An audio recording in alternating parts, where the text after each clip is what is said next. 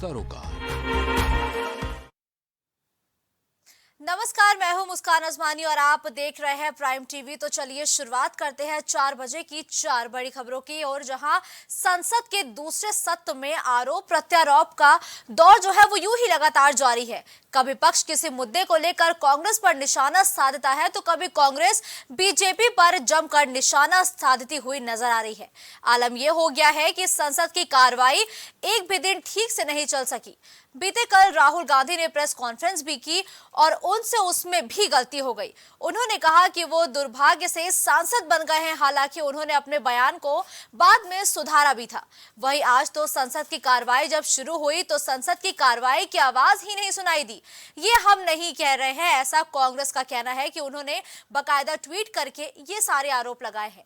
वहीं मल्लिकार्जुन खड़गे और यूपीए अध्यक्ष सोनिया गांधी सहित तमाम विपक्षी सांसदों ने संसद परिसर में विरोध प्रदर्शन किया और अडानी समूह के मामले में जेपीसी जांच की मांग भी की है। वहीं इस खबर पर ज्यादा जानकारी के लिए हमारे सहयोगी विभांशु हमारे साथ जुड़ गए हैं। विभांशु, दिन नया है, संसद की कार्रवाई का आज 5वां दिन था, लेकिन आज भी कार्रवाई नहीं चल सकी। तो आखिर कब तक जो तमाम विपक्षी दल के नेता है और ये जो सरकार दल के नेता है, सत्ता पक्ष के नेता है, ये आखिर कब तक कार्रवाई नहीं चलने देंगे? जी बिल्कुल मुस्कान, आपको बता दें कि बजट सत्र के फेज 2 का आज 5वां दिन था, जिसमें प्रश्नकाल का समय है। बजट पेश होने के बाद प्रश्नकाल का समय शुरू होता है और 5वां दिन भी हंगामों के भेंट चढ़ा। अगर बात की जाए तो ठीक वैसे ही जैसे पहले दिन से, और बात करें तो बजट सत्र से ही लगातार जो विपक्षी दल है वो अडानी मामले को लेकर हिंडनबर्ग की रिपोर्ट आने के बाद जो अडानी के शेयर्स में बढ़ोतरी की मामला था, उसमें प्रधानमंत्री के संबंधों को जोड़कर ये रिश्ता क्या कहलाता है सहित तमाम जो सवाल खड़ा कर रहे हैं वो एक बार फिर देखने को मिला है। आपको बता दें कि राहुल गांधी विदेश के अंदर में कैम्ब्रिज यूनिवर्सिटी गए थे, जहां संबोधन में उन्होंने पार्लियामेंट में माइक बंद कर दी जाती है। साथ ही उन्होंने कहा कि विपक्ष की आवाज को दबाया जाता है। इन सब शब्दों को अपने संबोधन में प्रयोग किया था, जिसके बाद अब भारतीय जनता पार्टी के कार्यकर्ता, माफ करिए, कार्यकर्ता के साथ साथ जो तमाम सांसद हैं वो अब कहीं ना कहीं उग्र रूप से माफी मांगने की बात पे अड़े हुए हैं। बिल्कुल विभांशु, अभी जैसे कि आपने बताया कि जो राहुल गांधी ने लंदन में बयान दिया था उसको तमाम जो सत्ता पक्ष के लोग हैं वो मुद्दा बना रहे हैं, और ऐसे में अब कांग्रेस की तरफ से आज एक ट्वीट आया कि संसद में जो कार्रवाई थोड़ी बहुत भी चली उसमें आवाज नहीं सुनाई दी। तो क्या विपक्षी दल राहुल गांधी के उस बयान को सही ठहराने की कोशिश कर रहे हैं अपने इस ट्वीट के जरिए? जी बिल्कुल, अगर बात की जाए तो आरोप और प्रत्यारोप के दौर लगातार जारी है। जब राहुल गांधी लंदन के कैम्ब्रिज यूनिवर्सिटी गए, वहां वो संबोधन दिए, उस वक्त भी इंटरनेट की मीडिया पे लगातार ये शब्द भारतीय जनता पार्टी के नेताओं की तरफ से पोस्ट किए गए और वहीं कांग्रेस पार्टी की तरफ से इसे पूरी तरह से कहा गया कि राहुल गांधी अपनी बातों को जो है वो रखते हुए नजर आ रहे हैं। साथ ही आपको बताया कि इस मामले को लेकर कांग्रेस के नेता शशि थरूर राहुल गांधी का बचाव करते हुए कहते हुए आज नजर आ रहे हैं मीडिया बाइट में कि राहुल गांधी को माफी मांगनी नहीं चाहिए।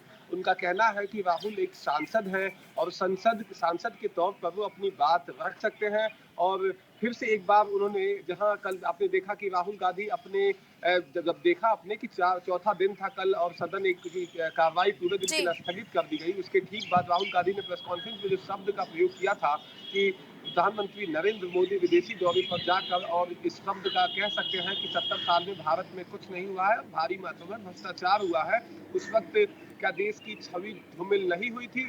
और उनके संबोधन पर उन्होंने माफी मांगने से ऐतराज कर दिया है और कहा है कि समय आने पे मैं बोलूंगा। तो अब देखने वाली बात ये होगी कि जहां लगभग 31 बिल लोकसभा और राज्यसभा के अंदर में पेंडिंग है, 5 बिल अगर बात की जाए तो लोकसभा के अंदर में है और 26 बिल राज्यसभा के अंदर में है। कई अहम बिल है, तो कहीं ना कहीं हंगामों की वजह से जो आम जनता से जुड़ी बिलें हैं वो पारित नहीं हो पा रही हैं। बिल्कुल विभांशु, जो कार्रवाई है उसको 20 तारीख तक के लिए स्थगित किया है, यानी कि जब अगली कार्रवाई होगी संसद की वो 20 को होगी। तो क्या लगता है ऐसे में उन सभी तमाम मुद्दों पर चर्चा हो पाएगी या उस दिन भी जो सत्र है वो हंगामेदार रहेगा और कार्रवाई स्थगित कर दी जाएगी? जी मुस्कान, अगर बात करें तो सभापति महोदय की तरफ से कार्रवाई को स्थगित करते हुए अगली तिथि का ऐलान किया गया है। तो इसमें दोनों दलों के पक्ष और विपक्ष की तरफ से कहीं ना कहीं होमवर्क करने का एक सही समय है। ये दोनों राजनीतिक दल अपने अपने पैतरे से विचार विमर्श करके और इस मामले को लेकर जो विपक्ष की मांग है उस पर सहमति बनने की जरूरत है, जिससे कहीं ना कहीं जो आम जनमानस की समस्या है, जो देश के अलग अलग कोने से सांसद सुन के आते जी। हैं, जनप्रतिनिधि सुन के आते हैं, अपने क्षेत्र की समस्याओं को सदन के पटल पर रखने का मौका मांगते हैं, उन्हें मौका मिल सके और क्षेत्र की समस्याओं के साथ साथ देश की जो तमाम बातें हैं उस पर चर्चा हो सके। साथ ही अगर बात की जाए तो बजट आया है, बजट पे भी चर्चा होना है और एक कहीं ना कहीं भारतीय लोकतंत्र की खूबसूरती है कि बजट पेश होने के बाद पक्ष और विपक्ष इस पे चर्चा करता है। तो बिल्कुल। देखने वाली बात ये होगी विभांशु, कि आने राहुल वाले समय गांधी में कहते चर्चा हैं की कि जाती है या उन्हें नहीं। बोलने का मौका दिया जाता तो वो अपना पक्ष जरूर रखते या आगे भी रखेंगे, लेकिन जब कल उन्होंने प्रेस कॉन्फ्रेंस की तो उन्होंने ही बोल दिया कि दुर्भाग्यवश मैं सांसद बना हूं। जी, बिल्कुल आपको बताया कि उसको लेकर कहीं न कहीं भारतीय जनता पार्टी के नेता उन पर कटाक्ष करते हुए नज़र आ रहे हैं। वहीं अगर बात की जाए तो राहुल गांधी के इस बयान के बाद भारतीय जनता पार्टी के जो नेता हैं, वो पूरी तरह से घेरने की तैयारी जुटे हैं। आज अगर बात की जाए तो आज 5वां दिन था और 5वें दिन की सदन की कार्रवाई की बात करें तो आज उग्र तरीके से राहुल गांधी से उनके दिए गए बयानों पर माफ़ी माँगने की बात कही गई। अब देखने वाली बात ये होगी कि आने वाले दिनों में राहुल गांधी जब संसद के अंदर अपना संबोधन करते हैं, अपने पक्ष को रखते हैं, तो उनकी तरफ से क्या कहा जाता है। अगर बात की बिल्कुल जाए तो विभांशु, जब हम अपने जो नेता है उसको चुनते हैं इसलिए चुनते हैं कि वो हमारे विकास के मुद्दों की बात करे, हमारे क्षेत्र का विकास करे, लेकिन जब ऐसे में सांसद ही ये कह दे कि मेरा सांसद बनना ही दुर्भाग्यपूर्ण है, तो आखिर ये कहां तक सही है?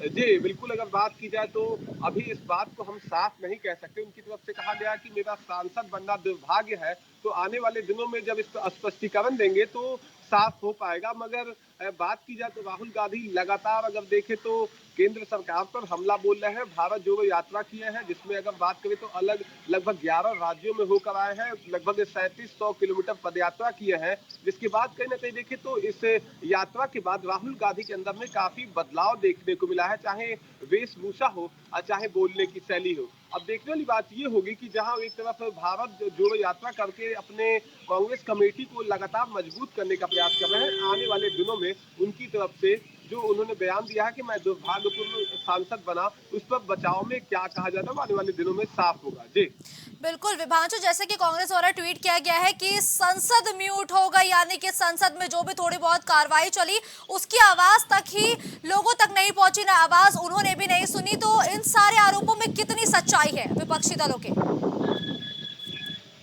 जी, अगर बात की जाए तो सभापति ओम बिरला की तरफ से साफ तौर पे कहा गया है कि सबको मौका दिया जाएगा जी। और अगर हंगामा खत्म होगा तो उसके बाद सभी सदस्यों को पूरी तरह से बोलने का, उनके अपनी बातों को रखने का, अपना पक्ष रखने का मौका दिया जाएगा, मगर वो पूरी तरह से सदन की कार्रवाई को चलाने के लिए पक्ष और विपक्ष यानी कि यस और नो लॉबी से आग्रह करते हुए नजर आए कि सदन की कार्रवाई में व्यवधान न डालें।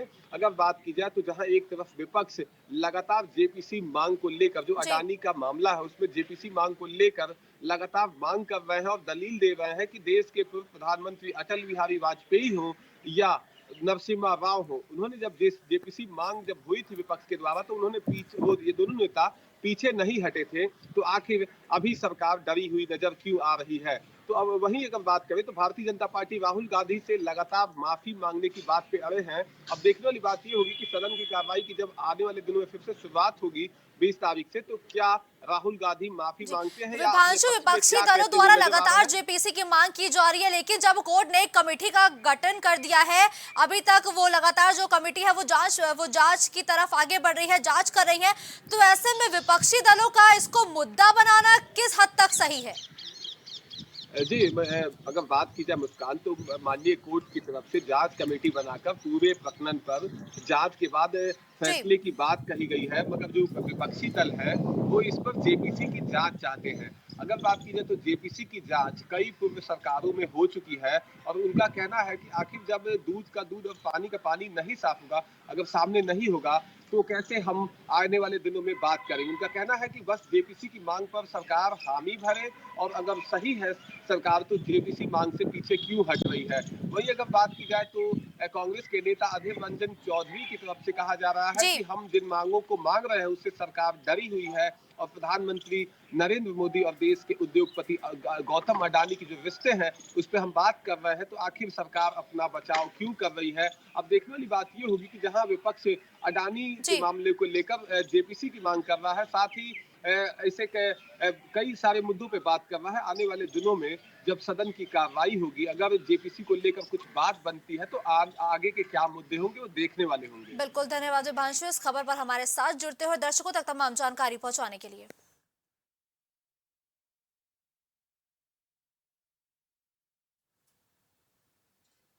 तो एक तरफ केंद्र सरकार के खिलाफ सड़कों से लेकर संसद तक संग्राम जारी है। सत्ता पर विराजमान बीजेपी के खिलाफ विपक्ष अब तानाशाही का आरोप लगा रहा है, लेकिन इसका कोई हल नहीं निकल रहा है। उसी के बीच आज समाजवादी पार्टी के प्रमुख अखिलेश यादव 2 दिन के कोलकाता के दौरे पर पहुंच चुके हैं। इस दौरान वो शाम को मुख्यमंत्री ममता बनर्जी से मुलाकात करेंगे। दरअसल समाजवादी पार्टी की ओर से कोलकाता में 2 दिवसीय कार्यकारिणी बैठक बुलाई गई है। अखिलेश यादव समाजवादी पार्टी के सम्मेलन के लिए कोलकाता आए हैं और ये कयास लगाए जा रहे हैं कि लोकसभा चुनाव से पहले नरेंद्र मोदी के खिलाफ विपक्षों की लामबंदी बड़े स्तर पर चल रही है। ममता बनर्जी और अखिलेश के बीच राजनीतिक रिश्ते अब किसी से छिपे नहीं है, क्योंकि ममता भी अखिलेश के चुनाव में उनकी ओर से चुनावी कैंपेनिंग में शामिल होने यूपी तक आ गई थी और अखिलेश भी बीच बीच में ममता बनर्जी से मुलाकात करते हुए नजर आते हैं। अगर आज देश की आर्थिक व्यवस्था पीछे जा रही है तो उसकी जिम्मेदार भारत सरकार है। भारत सरकार जिम्मेदार है। ममता जी से क्या उम्मीद करते हैं आप? मैं मुख्यमंत्री जी से मिलूंगा और क्योंकि उनसे क्या बात होगी ये तो अभी नहीं बता सकते, लेकिन उनसे मैं मिलूंगा जरूर। नहीं, आपका प्रस्ताव क्या रहेगा उनको?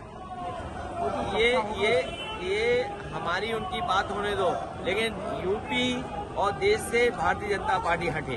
आपकी पार्टी के साथ ममता दीदी का बहुत अच्छा तालमेल है।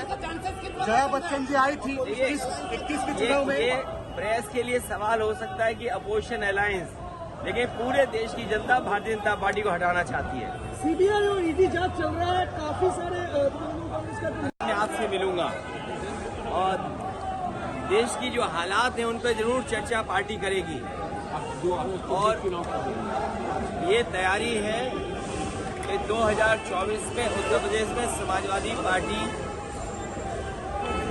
ज्यादा सीटें कैसे जीते, क्योंकि जिस तरह की हालात हैं भारतीय जनता पार्टी लगातार संविधान, लगातार लोकतंत्र पे हमला कर रही है और विपक्ष की आवाज न उठे उसको दबाने का काम कर रहे हैं।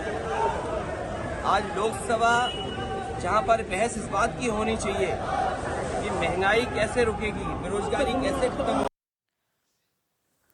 तो वहीं इस खबर पर ज्यादा जानकारी के लिए हमारे सहयोगी विवेक शाही हमारे साथ जुड़ चुके हैं। विवेक, आज सपा की पहली कार्यकारिणी की बैठक है वो भी बंगाल में हो रही है, तो क्या लगता है कि अखिलेश और ममता बनर्जी की जोड़ी जो है वो 2024 का कोई तोड़ निकाल पाएगी? देखिए मुस्कान, सपा के राष्ट्रीय अध्यक्ष 3 दिवसीय पश्चिम बंगाल के दौरे पे है और आज सुबह 10 बजे उन्होंने अपने चाचा शिवपाल यादव के साथ बाकायदा एक सेल्फी पोस्ट करके इस बात की जानकारी दी थी। आज 3 बजे वो अपने कार्यकर्ताओं के साथ एक बैठक में भी सम्मिलित हुए और कुछ ही देर में पश्चिम बंगाल के मुख्यमंत्री और टीएमसी सुप्रीमो ममता बनर्जी के साथ उनके आवास पर एक औपचारिक भेंट भी करेंगे। और ये सपा की राष्ट्रीय कार्यकारिणी की बैठक, ये 5वीं बैठक है। राष्ट्रीय कार्यकारिणी की लास्ट बैठक 2012 में हुई थी और इस तरीके से देखा जा सकता है कि जिस प्रकार के आम चुनाव नजदीक आ रहे हैं तो सभी देश में जो क्षेत्रीय दल है वो अपनी अपनी भागीदारी इस आम चुनाव के लिए सुनिश्चित कर चुके हैं। अगर बात की जाए केसीआर की, अगर बात की जाए बिहार के मुख्यमंत्री नीतीश कुमार की, अगर बात की जाए अखिलेश यादव की, तो वही हम ममता बनर्जी को दे सकते हैं। ये लोग लगातार केंद्र सरकार पे हमलावर हुए हैं और अलग जो है वो एक विकल्प कांग्रेस से इतर बनाने की भी बात कर रहे हैं। केसीआर बिहार भी कहते वहाँ कॉन्फ्रेंस की थी नीतीश कुमार के साथ, बाकायदा केसीआर की पार्टी का जब राष्ट्रीय दफ्तर दिल्ली में बना था तो अखिलेश यादव विपक्ष के एक ऐसे नेता थे जो वहाँ पे मौजूद थे। इसके बाद ममता बनर्जी ने भी अखिलेश यादव से कई मुलाकातें की थी। तो जो क्षेत्रीय दल है बिल्कुल विवेक, अभी हाल ही में मैनपुरी उपचुनाव के बाद जब से शिवपाल यादव अखिलेश यादव के साथ एक बार फिर से आए हैं, तो ये पहली बार कार्यकारिणी की बैठक जो है आयोजित हो रही है, वो भी बंगाल में। तो क्या लगता है इसके सियासी मायने क्या है? देखिए बिल्कुल जिस तरीके से ये कार्यकारिणी की बैठक, देखिए इसके पहले भी समाजवादी पार्टी ने वहाँ पे कार्यकारिणी की बैठक की है, ऐसा पहली बार नहीं है, लेकिन वो 2012 में आखिरी बार हुआ था। उसके बाद 2023 में तकरीबन 10-11 साल बाद हो रही है, क्योंकि बंगाल में जो है जिस प्रकार से ममता बनर्जी ने भारतीय जनता पार्टी को हराया था, उसके बाद आप बात कर लीजिए केसीआर या फिर नीतीश कुमार भी एनडीए से अलग होकर राजद के साथ अपनी सरकार चला रहे हैं। और 2025 में वो एक 25 विधानसभा चुनाव है, 24 में लोकसभा चुनाव है। जिस प्रकार से देखा जा सकता है तो बिहार से बिहार में 40 लोकसभा सीटें हैं, उत्तर प्रदेश में 80 है।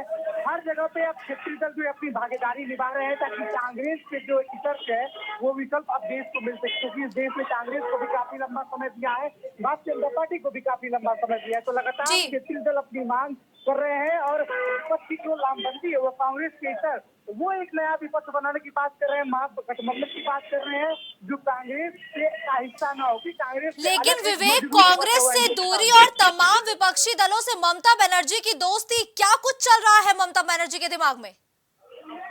देखिए ममता बनर्जी के दिमाग में क्या चल रहा है ये ममता बनर्जी ही स्पष्ट तरीके से बता पाएंगी, लेकिन जिस प्रकार से अगर बात की जाए उपराष्ट्रपति के चुनाव में ममता बनर्जी ने ज्यादा कोई वो हंगामा नहीं किया और बहुत ही कायदे से उन्होंने धनखड़ जी को सपोर्ट किया। उससे लग सकता है कि वो कुछ अलग ही प्लानिंग कर रही है। और जिस प्रकार से पश्चिम बंगाल की शिक्षा मंत्री पर सीबीआई की जांच भी बैठी है, तो ममता बनर्जी थोड़ी सी खामोश हुए। जिसके बाद अखिलेश यादव लगातार निकल के आ रहे हैं, ममता बनर्जी से मुलाकात कर रहे हैं, बिहार के मुख्यमंत्री से मिल रहे हैं, लालू प्रसाद यादव का भी उन्होंने हाल चाल जाना। जिस प्रकार से दिल्ली के रेलवे रिपोर्ट से उनको 50 साल के निजी मुल्क से छोड़ा गया, लालू प्रसाद यादव उनके रिश्तेदार भी है, हाल चाल भी जाना। तो कहीं न कहीं बिहार और दक्षिण उसके बाद बंगाल और यूपी से लेके आम चुनाव के लिए सरगर्मियां तेज हो रही है। सभी विपक्षी पार्टी कांग्रेस से अलग होते हुए अपनी महागठबंधन की दल में शामिल हो रहे हैं और एक नया बिल्कुल धन्यवाद विवेक इस खबर पर हमारे साथ जुड़ने के लिए।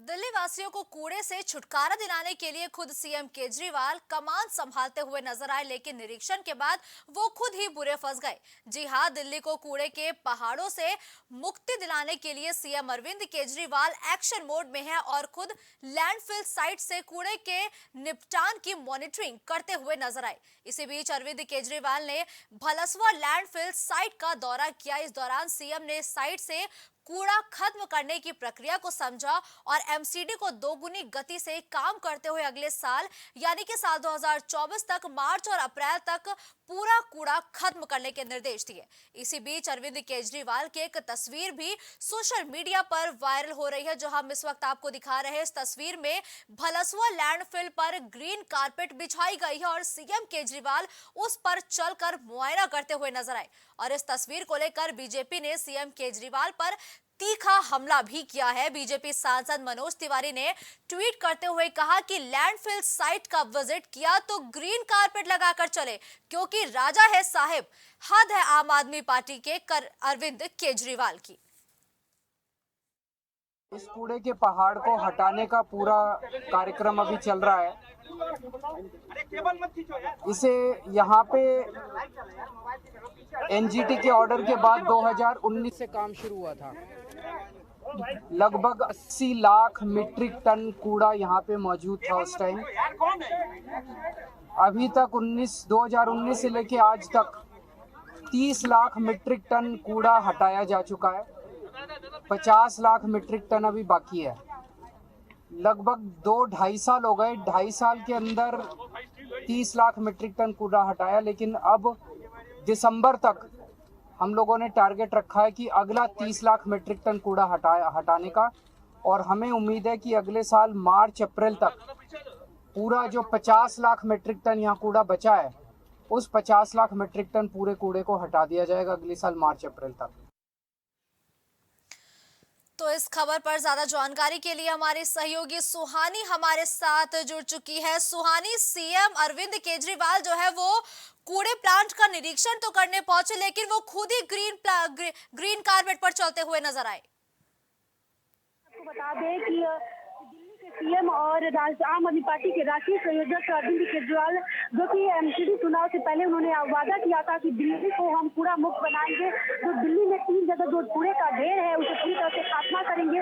वहीं आज अरविंद केजरीवाल जो है वो भलसवा लैंडफिल साइट पर दोबारा जो दूसरा उनका दौरा था और वहाँ पे उन्होंने जाकर कहा कि दिल्ली में 80 लाख मीट्रिक टन के जो कूड़ा है उसमें से हम 30 लाख टन जो उसे खात्मा कर दिए हैं और जो हमने टारगेट किया था उससे अधिक नतीजों से हम उस कूड़े को खात्मा कर रहे हैं। लेकिन मामला यहाँ पे दूसरी तरफ ये है कि उनके जो उन्होंने जो दौरा किया है उसमें सबसे बड़ा ये मुद्दा जो है सोशल मीडिया पर वायरल हो रहा है उनका फोटो, क्योंकि ग्रीन कारपेट पे उन्होंने जाकर उससे दौरा किया और यही फोटो जो है पूरे सोशल मीडिया पर वायरल हो रहा है।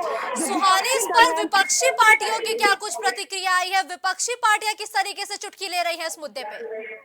जी मुस्कान, आपको बता दें कि विपक्ष पार्टी जो है इसको फोटो वायरल करते हुए जो मनोज तिवारी के सांसद मनोज तिवारी उनका साथ पर कहना है कि जो कूड़े के घर को खात्मा करने जा रहे हैं वो खुद एक ग्रीन कारपेट पे जा रहे हैं।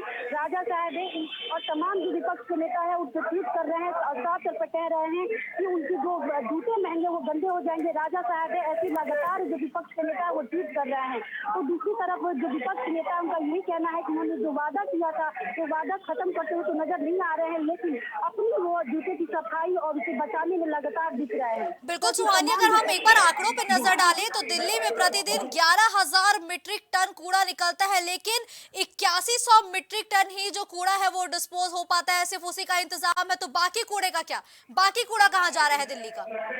जी मुस्कान को बता दें कि हाल में ही जो पत्रकार है उनसे क्वेश्चन किए, उन पर कहा गया कि अगर 80 लाख टन मीट्रिक है तो आखिर आप इस कूड़े के कहाँ पे निजात कर रहे हैं? तो अरविंद केजरीवाल का कोई इसके जवाब नहीं, उनका साफ यही कहना है कि कूड़े के निजात करने के लिए हम कोने में कर सकते हैं, लेकिन इसे और कहीं हम नहीं दबा सकते हैं। और उसमें वो साफ अपनी प्रतिक्रिया नहीं दी है। उनका साफ यही कहना है कि हम सिर्फ जो दिल्ली को कूड़ा मुक्त बना इससे कोई अन्य उपाय नहीं बता रहे, ना इस के जवाब दे रहे हैं। लगातार इससे जो है पत्रकार इससे क्वेश्चन कर रहे थे, लेकिन उनको ये मामला नहीं पता है कि अभी तक कितना कूड़े को निजात पाया गया है कितना नहीं। वो अपने सहयोगी अपने मंत्रियों से पूछकर उसका क्वेश्चन आंसर बता रहे थे। बिल्कुल सुहानी, मेरा आखिरी सवाल आपसे ये है कि बवाना में एक waste to waste energy plant बन के तैयार होगा 2026 तक, लेकिन तब तक कूड़े का क्या?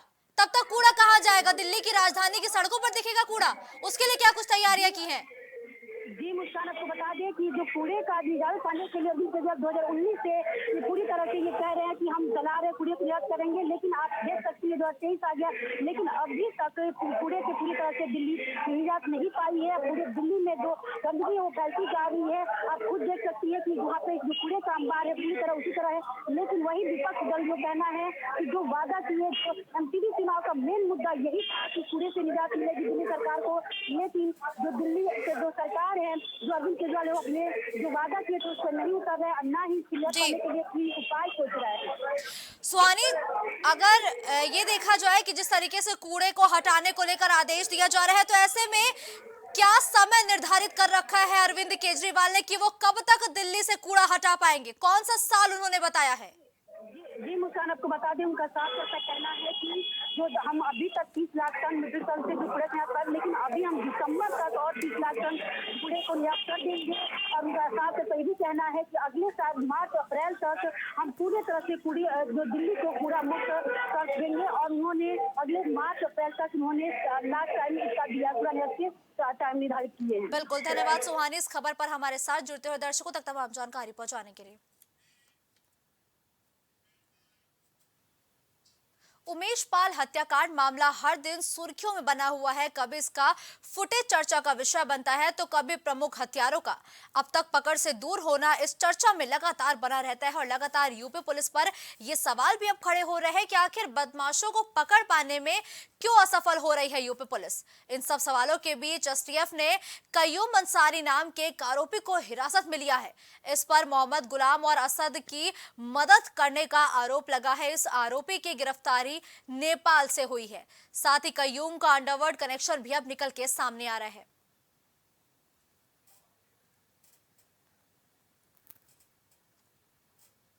तो उमेश पाल हत्याकांड मामले से जुड़ी लगातार नई तस्वीरें, लगातार नए फुटेज निकल के सामने आ रहे हैं। जहां बीते दिनों हमने एक गली की फुटेज देखी जो सोशल मीडिया पर वायरल हुई है। उसमें जो उमेश पाल है वो हथियारों से बचते हुए दिखाई दे रहे हैं, लेकिन उसी बीच बमबारी और गोलीबारी भी हम सभी ने देखी थी। तो वहीं अब एक आरोपी जिसका नाम कयूम बताया जा रहा है उसे नेपाल से गिरफ्तार किया है, लेकिन अभी तक मुख्य आरोपियों का पता नहीं चल पाया है। इस खबर पर ज्यादा जानकारी के लिए हमारे सहयोगी पवन पटेल हमारे साथ जुड़ चुके हैं। पवन, उमेश पाल हत्याकांड में कयूम नाम के आरोपी की गिरफ्तारी की बात सामने आ रही है, तो ये गिरफ्तारी कहां से की गई और क्या कुछ अपडेट है इस मामले पर अभी?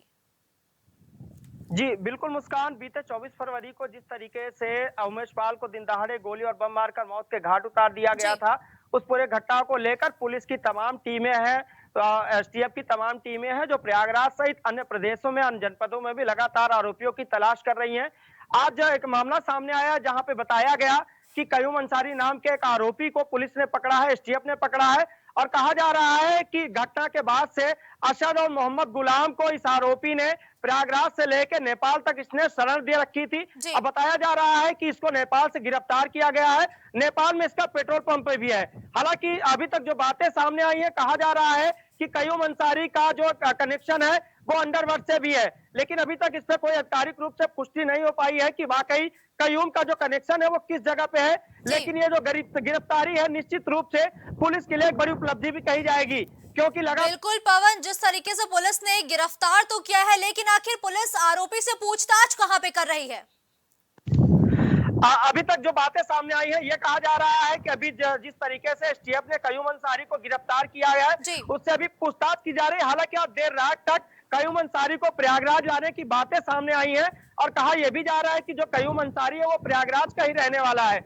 ऐसे में अगर वाकई ये प्रयागराज का रहने वाला है तो निश्चित रूप से उमेश पाल हत्याकांड में कयूम अंसारी की जो भूमिका है वो सबसे बड़ी मानी जाएगी, क्योंकि इस पूरे घटनाक्रम के दौरान अतीक अहमद का बेटा अरशद और तमाम ऐसे जो आरोपी हैं जिनके चेहरे सामने आए थे सीसीटीवी फुटेज के दौरान, ऐसे में इनकी गिरफ्तारी के लिए जो एसटीएफ की टीमें और पुलिस की टीमें दिन रात अन्य प्रदेशों में जो है दबिश दे रही है, लोगों को उठा रही है, पूछताछ कर रही है। बिल्कुल पवन, पुलिस ने कयूम को नेपाल से तो गिरफ्तार कर लिया, लेकिन जो बीते दिनों हम सबने सीसीटीवी फुटेज देखी उसमें जो तस्वीरें निकल के सामने आई, आखिर मुख्य आरोपी कहाँ है?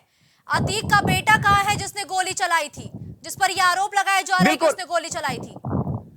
जी बिल्कुल मुस्कान, यही सवाल लोगों के जेहन में बार बार आ रहे हैं, क्योंकि इतने बड़े घटनाक्रम के दौरान करीब 13 आरोपियों को पुलिस ने नामजद किया है और 6-7 ऐसे चेहरे थे उस समय जो सीसीटीवी में साफ तौर पर देखे गए थे। क्योंकि जिस तरीके से अगर बीते कल की भी बात की जाए तो बीते कल जब एक वीडियो सामने आया तो उसमें साफ तौर पर देखा गया कि उमेश पाल ने हमलावरों से किस तरीके से उनकी धक्का मुक्की हुई है और किस तरीके से उमेश पाल की गली के अंदर से एक लड़की बाहर निकलती है। उसी दौरान एक सिपाही भी बाहर की तरफ से अंदर भागते हुए नजर आया है।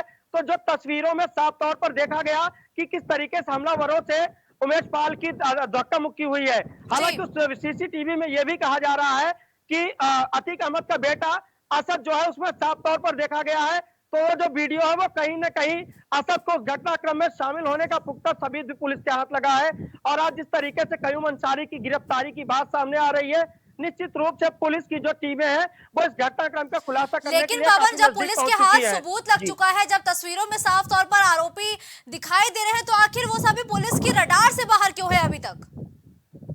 बिल्कुल मुस्कान, ये सवाल घटना के दूसरे दिन से ही लोगों के जेहन में बार बार आए, क्योंकि जिस तरीके से प्रयागराज में यह घटना हुआ और इस पूरे घटना का मुख्यमंत्री योगी आदित्यनाथ ने संज्ञान लिया था।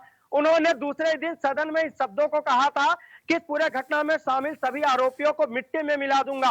हालांकि इस मिट्टी में मिलाने वाली जो बातें हैं वो कई जमीनी स्तर पर कई स्थानों पर देखने को मिली, लेकिन इस पूरे घटना के दौरान जो अभी तक मुख्य आरोपी थे वो अभी तक पुलिस की पकड़ से दूर है। योगी आदित्यनाथ ने ये तो कह दिया है कि मिट्टी में मिला दूंगा, बस बुलडोजर की कार्रवाई ही देखने को मिली हमें, लेकिन मुख्य आरोपी तो अभी भी बाहर है ना, तो आखिर उनकी गिरफ्तारी कब होगी?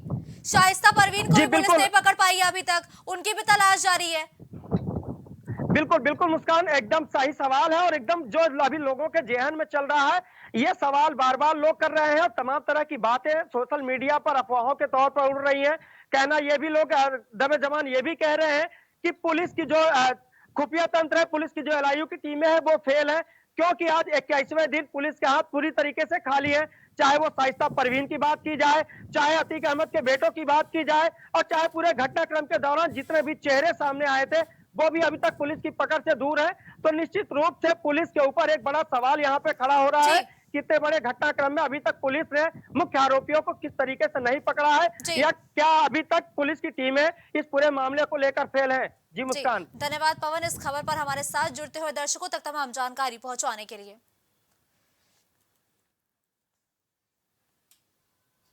इस बुलेटिन में फिलहाल के लिए इतना ही। देश भर की तमाम बड़ी खबरों के लिए आप देखते रहिए प्राइम टीवी।